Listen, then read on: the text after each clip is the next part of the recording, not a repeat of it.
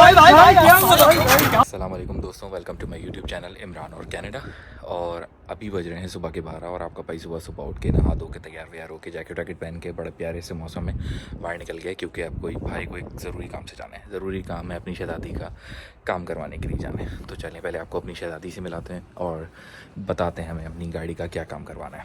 भाई तो ये है आपके भाई की शहज़ादी निशान कैश का, अंदर से भी दिखाते हैं। भाई तो ये कल वार्निंग दे दी थी शहज़ादी ने मुझे गाड़ी चलाते हुए कि मेंटेनेंस चाहिए, इसको ऑयल एंड फ़िल्टर जो है वो चेंज करवाना है, जो कि यूजुअली हम 8000 किलोमीटर के बाद जो है यहाँ पे करवाते हैं, सिंथेटिक ऑयल अगर डलवाते हैं तो।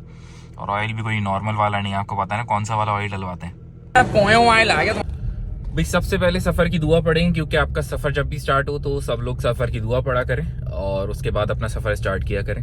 तो बिस्मिल्लाहिर्रहमानिर्रहीम, सुब्हानल्लज़ी सख़र लना हज़ा व मा कुन्ना लहू मुक़रिनीन व इन्ना इला रब्बिना लमुनक़लिबून, आमीन। तो भाई अभी हम जा रहे हैं शहज़ादी से। मैंने आपको अपनी मिला दी और बताया कि मैं कुछ काम करवाने के लिए जा रहा हूँ, और काम क्या है, मेंटेनेंस करवानी है अपनी गाड़ी की, ऑयल और फिल्टर चेंज करवाना है। और कनाडा में बेसिकली रहते हुए आपको अपनी गाड़ी को जो है वो अप टू डेट रखना जो है वो बहुत ज़रूरी होता है।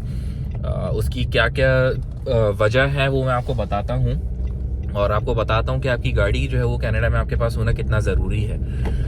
देखें यहाँ पे एक्चुअली होता ये है कि अगर आप जो है वो कोई शॉर्ट से शॉर्ट राइड भी अगर लेने के लिए जाते हैं और अगर आप उबर यूज़ करते हैं तो उबर बहुत एक्सपेंसिव है। मतलब आप अगर एक शॉर्ट राइड भी लेने के लिए जाते हैं तो आपके मिनिमम जो है वो $15 जो है वो वन साइड लग जाता है। तो बैक एंड फोर्थ अगर आपको आना जाना करना है कहीं पे भी, फॉर एग्जांपल ग्रॉसरी के लिए जाना है या अपनी जॉब पर जाना है, तो जो है वो आपके जो है वो मतलब आने जाने के अगर $30 या $40 लग जाते हैं एक दफ़ा के, एक दिन के, तो वो जो है वो काफ़ी कॉस्टली आपको बेसिकली पड़ता है। तो ज़्यादातर लोग जो है वो अपनी गाड़ी को जो है वो प्रेफर करते हैं। दूसरा ये कि उबर के अलावा और भी ऑप्शन है जैसे लिफ्ट वगैरह, बट वो भी एज़ कम्पेयर टू मतलब उबर तो दोनों सेम ही है ऑलमोस्ट, उनके प्राइसेस वगैरह में इतना ज़्यादा कोई डिफरेंस नहीं है। अगर आप बात करते हैं टैक्सी की, तो टैक्सी तो यहाँ पे और ज़्यादा एक्सपेंसिव है, मीन्स उबर और उनसे ज़्यादा, क्योंकि वो जो है अगर स्टॉप साइन के ऊपर खड़े भी होते हैं या सिग्नल के ऊपर खड़े भी होते हैं तो वो उसके ऊपर भी जो है वो चार्ज कर रहे होते हैं, क्योंकि मीटर बेसिकली उनका चल रहा होता है। तो यहाँ पे जो कनाडा में रहने वाले लोग होंगे उनको इस बात का पता है। और वो बेसिकली जब आपको लेने के लिए आते हैं तो एक उनकी एक सेट अमाउंट होती है, आई थिंक $4-5, तो वो तो पहले से उनके उसमें मीटर के अंदर लगे होते हैं और उसके बाद वो आपको चार्ज करना शुरू करते हैं, और वो आई गेस पर किलोमीटर के हिसाब से आपको चार्ज कर रहे होते हैं। तो टैक्सी तो बहुत ही एक्सपेंसिव है यहाँ पे। उसके बाद आपके पास जो ऑप्शन होता है बेसिकली वो है पब्लिक ट्रांसपोर्ट का। ऐसा नहीं कि यहाँ पे पब्लिक ट्रांसपोर्ट जो है वो ख़राब है, पब्लिक ट्रांसपोर्ट यहाँ पे बहुत अच्छा है। बसेस वगैरह जो आपकी होती हैं वो बहुत ज़बरदस्त, मतलब बड़ी बड़ी बसेस होती हैं, खुली खुली, और टाइम पे आएगी, टाइम पे जाएगी। बट उसमें आपका डिमेरिट पॉइंट आप कह लें कि ये होता है कि अगर यहाँ पे जिस तरह का वेदर होता है, बहुत हार्श वेदर होता है कनाडा के अंदर, ये सबको पता है, बहुत ज़्यादा सर्दी पड़ती है। तो होता ये है कि अगर आपको सर्दी के अंदर जो है वो अपनी जॉब के ऊपर फॉर एग्जांपल जाना है, तो यहाँ पे जॉब भी ज़्यादातर लोग क्या है कि वो एक शहर से दूसरे शहर जा रहे होते हैं। जैसे मेरा है तो मैं जो है वो ब्रैम्पटन के अंदर रहता हूँ और मैं जॉर्ज टाउन में मेरी जो है वो कंपनी है जहाँ पे मैं जॉब करता हूँ। तो मैं बेसिकली मैं तो अपनी गाड़ी से जाता हूँ, पर काफ़ी सारे लोग हैं जैसे कि उनको अगर जाना हो अपनी कंपनी या अपनी जॉब के ऊपर, तो वो 2-2 या 3-3 बसेस को जो है बदल के जो है वो जाते हैं। तो इतने हार्श वेदर में जब सर्दी वगैरह यहाँ पे इतनी ज़्यादा पड़ती है, 6-6, 7-8 महीने तो सर्दी ही रहती है यहाँ पे। तो जब जो है वो इतनी सर्दी के अंदर आपको 2-2, 3-3 बसेस बदलनी है, और होता ये कि आपको जो है वो टाइम पे बस आएगी, एग्जैक्टली जो टाइम उसमें बताया हुआ आपको, और उतने ही टाइम पे आएगी और उसी टाइम पे वो निकल जाएगी। अगर आप उस टाइम पे सिग्नल पे जो है वो जो बस स्टॉप है एक्चुअली वहाँ पे मौजूद नहीं हो तो बस आपके लिए वेट नहीं करेगी। इवन अगर उसने आपको देख भी लिया कि आप भागते हुए आ रहे हो तो ज़्यादातर वो रोकते नहीं है, वो चले जाते हैं। फिर आपको अपनी नेक्स्ट बस का जो है वो वेट करना पड़ेगा कि वो आए और आप जो है फिर उस बस को लेके जाओ। तो 2 बसेस बदल के आपको या 3 बस बदल के जाना है तो काफ़ी टाइम टेकिंग भी है। आपको घर से जो है वो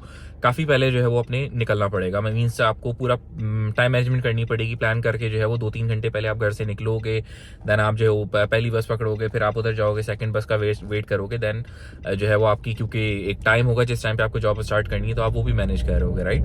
तो उसी हिसाब से आपको निकलना पड़ेगा। तो वो टाइम कंज्यूमिंग बहुत ज़्यादा है। हालांकि बहुत स्पेशियस बसेस होती हैं यहाँ पे और बहुत अच्छी मतलब होती हैं, साफ़ सुथरी, और टाइम पे जा रही होती हैं, टाइम पे आती हैं, सारी चीज़ें जो है वो बड़ी अच्छी होती हैं उसके अंदर। तो ये चक्कर भी है।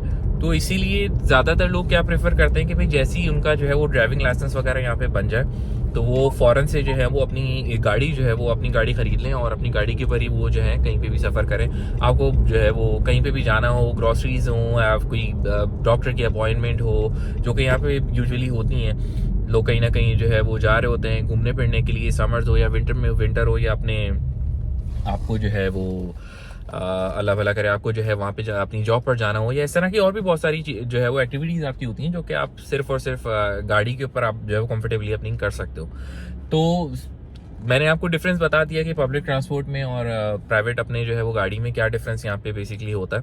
और जो है वो गाड़ी को उसी तरीके से अप टू डेट रखना जो है वो भी बहुत ज़रूरी होता है। अप टू डेट रखना इसलिए ज़रूरी होता है क्योंकि आप अगर फॉर एग्जांपल जो है वो सर्दियाँ चल रही हैं अभी, मैं उस हिसाब से अगर बात करूं तो अगर आपकी गाड़ी जो है वो कहीं पे ख़राब हो जाती है, बंद हो जाती है, या कोई भी इशू आ जाता है आपकी गाड़ी के अंदर जिसकी वजह से आप उसको नहीं चला पा रहे हो, तो आपने अप टू डेट नहीं करी हुई अपनी गाड़ी को और कोई भी मसला आ गया, गाड़ी आपकी बंद हो गई बीच रोड के अंदर, तो आप क्या करोगे? अभी पाकिस्तान वाला हिसाब किताब तो है नहीं कि आप अपने दोस्त को कॉल करोगे, वो मैकेनिक को लेकर आ जाएगा, मैकेनिक डायरेक्टली वहाँ पे आ जाएगा, स्टार्ट करेगा और फिर वो आप जो है वो वर्कशॉप के ऊपर गाड़ी ले जाके जो है वो बनवा लोगे।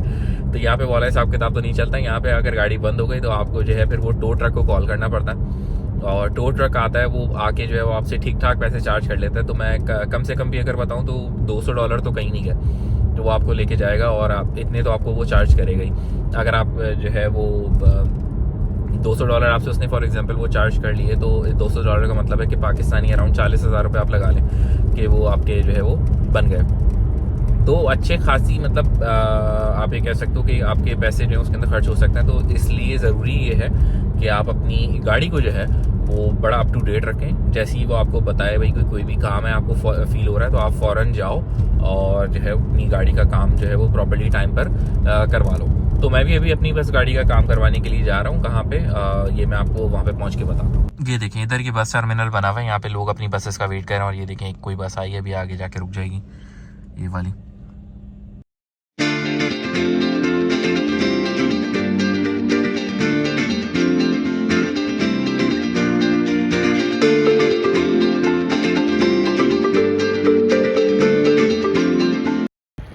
हाँ जी, तो भाई हम लोग फाइनली अपनी जो है वो डेस्टिनेशन के ऊपर अपनी मंजिल पे पहुंच गए, जो कि है गोंदल ऑटोज़।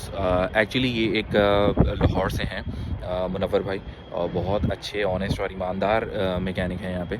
और तो मैं लोकल जब भी मुझे कोई ऐसा काम करवाना होता तो मैं यहीं पर ही ज़्यादातर अपनी गाड़ी को जो है पुरानी गाड़ी को भी लेकर आता था, नई गाड़ी को भी अभी यहीं पर लेकर आता हूँ। तो बहुत अच्छे और ईमानदार हैं। तो चले अंदर जाते हैं और देखते हैं कि कितना टाइम लगेगा, और अपनी गाड़ी का काम वाम करवाते हैं और मिलते हैं आपसे। तो भाई ये 4 गाड़ियाँ जो हैं वो लगी हुई हैं यहाँ पर पहले से, और इनमें से कोई एक गाड़ी अब निकलेगी तो फिर आपके भाई की गाड़ी का नंबर आएगा और फिर हम जो है वो इंशाल्लाह ऑयल चेंज करवाएंगे यहाँ से।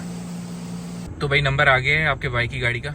अब ये बस एक गाड़ी आप सामने देख रहे हो निकल रही है, तो ये जैसी ही निकलेगी तो फिर हम जो है अपनी गाड़ी अंदर लगाएंगे और फिर ऑयल चेंज करवा के आपको दिखाते हैं इंशाल्लाह ताला गाड़ी।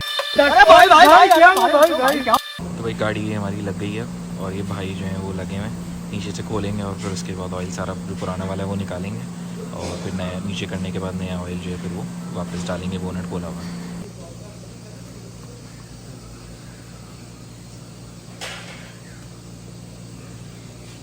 अल्हम्दुलिल्लाह जी गाड़ी का काम हो गया है, ऑयल फिल्टर वगैरह हमने चेंज करा लिया है। अब जो है हम अपने घर की तरफ जो है वो जा रहे हैं इंशाल्लाह ताला, फिर मुझे जॉब पर भी जाना है। तो आई होप आप लोग को ये छोटा सा व्लॉग जो है वो पसंद आया होगा।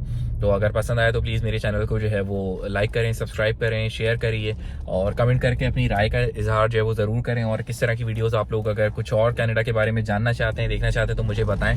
वैसे आगे मेरे बहुत सारे प्लान्स हैं, समर्स भी आ रहे हैं इंशाल्लाह ताला, तो फिर उसमें भी प्लान है ट्रैवलिंग वगैरह के भी, तो वो भी आप लोग के साथ वीडियो और व्लॉग बना के जो है वो शेयर करेंगे इंशाल्लाह ताला, बड़े फनी और अच्छे व्लॉग।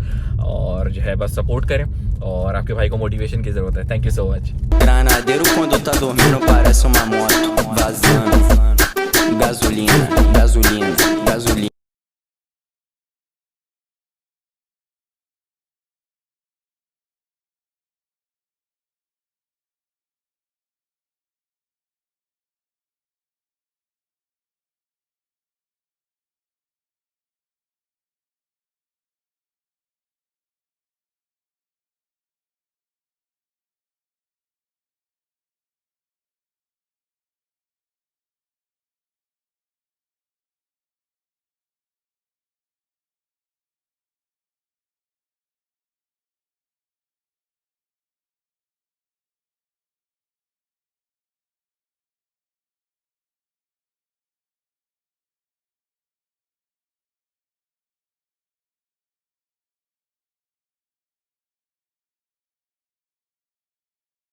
भाई भाई भाई क्या